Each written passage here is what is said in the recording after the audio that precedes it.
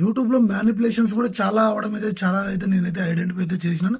But క్లియర్‌గా చెప్పాలంటే చాలామంది ఏం చేస్తారంటే, ఏదో యూట్యూబ్‌కి సంబంధించి ఏదో అకౌంట్ ఓపెన్ చేసుకొని మేము ట్రేడ్స్ ఇస్తాం, లేకపోతే ఏదైనా కాల్స్ ఇస్తాం, టిప్స్ ఇస్తాం, లేకపోతే మా దగ్గర కోర్స్ జాయిన్ అవ్వండి అని చెప్పేసి చాలా వైస్‌గా అయితే మ్యానిప్యులేషన్ అయితే చేస్తున్నారు.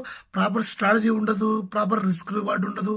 ప్రాపర్ డిసిప్లిన్ ఉండదు. బట్ ఏ విధంగా అయినా కూడా ఎందుకంటే ఆ అయిపోయిన మార్కెట్ని అనాలిసిస్ చేస్తామన్న నేమ్ తోటి వాళ్ళు ఏం చేస్తారంటే న్యూస్ను సర్క్యులేట్ చేస్తారు. ఆ విధంగా మీరైతే ట్రాప్ అయితే పడొద్దండి. క్లియర్గా అర్థం చేసుకోండి.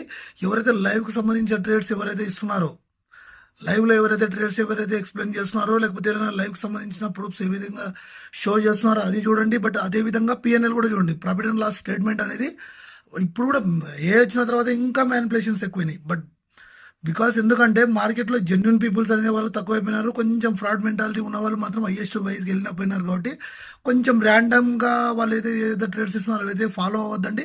అది రైటా రాంగా అని చెప్పేసి మీ అంతకు మీరే అనాలిసిస్ చేసుకోండి. మీ అంతకు మీకే అర్థమవుతుంది. నేనేం ప్రత్యేకంగా ఎక్స్ప్లెయిన్ చేయాల్సిన అవసరం లేదు, నీడైతే లేదు దాని గురించి. బట్ మనం తీసుకున్న ట్రేడ్స్ చూడండి, మనం లైవ్లో తీసుకుంటాం, అదేవిధంగా అక్యురసీ మెయింటైన్ చేస్తాం. స్ట్రాటజీ వైజ్గా సైకాలజీ అనేది కూడా కొంచెం కండిషన్ వైజ్గా ఉంటుంది. దాని వైజ్గా మనం తీసుకున్న డే ఆఫ్ ది ఎస్టర్డేకి మనం ఏదంటే కొంచెం వర్క్లో నేనైతే వీడియో అయితే అప్లోడ్ చేయలేదు.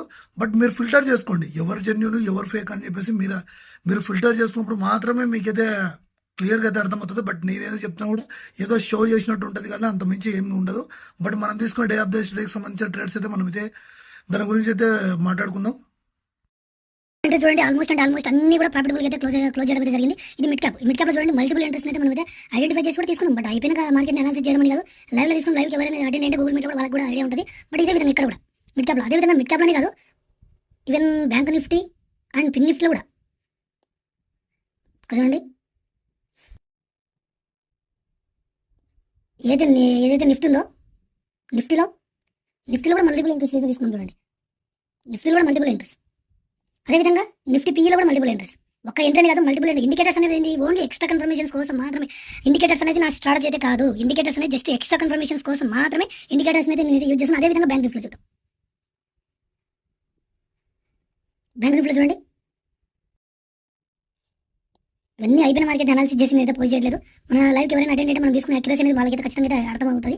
బట్ ఇవి వాల్యూమ్ సంబంధించిన ఇండికేటర్ కానీ ఎస్ఎంఎంకి సంబంధించిన ఇండికేటర్ కానీ only extra confirmation, only 10% confirmations కోసం మాత్రమే వీటిని అయితే మనం అయితే కన్సిడర్ చేస్తాం తప్ప మిగతా టైంలో మాత్రం వీటిని అయితే కన్సిడర్ అయితే చేయము. క్లియర్ కట్ చెప్పాలంటే మనం అయితే మార్కెట్కి సంబంధించిన ప్రతి అనాలిసిస్ కూడా కంప్లీట్గా మనం ఓన్ అనాలిసిస్ చేసి మనం అయితే స్ట్రాటజీ వైజ్ అయితే కంప్లీట్ అయితే తీసుకుంటాం. అదేవిధంగా రిస్క్ రివార్డ్ మెయింటైన్ చేసినప్పుడు మాత్రమే మనకు ఇయర్గా ప్రాఫిట్ అయితే జనరేట్ చేయడానికి అవకాశం అయితే ఉంటుంది. Thank you for watching guys. ఇటువంటి టెలిగ్రామ్ ఛానల్లో ఇస్తాను, ఇంకోటి ఇస్తాను, లైవ్ సంబంధించిన ఏమైనా డేటాను వాళ్ళు అవైలబుల్ ఉన్నాయా లేవా, లేకపోతే యూట్యూబ్ ఛానల్ కానీ లేకపోతే ఇన్స్టాలో కానీ అవైలబుల్ చేస్తున్నారు, లేకపోతే పీఎన్ఎల్ సంబంధించిన రిపోర్ట్ చూసుకున్న తర్వాత జాయిన్ కండి ఎవరి దగ్గర కానీ.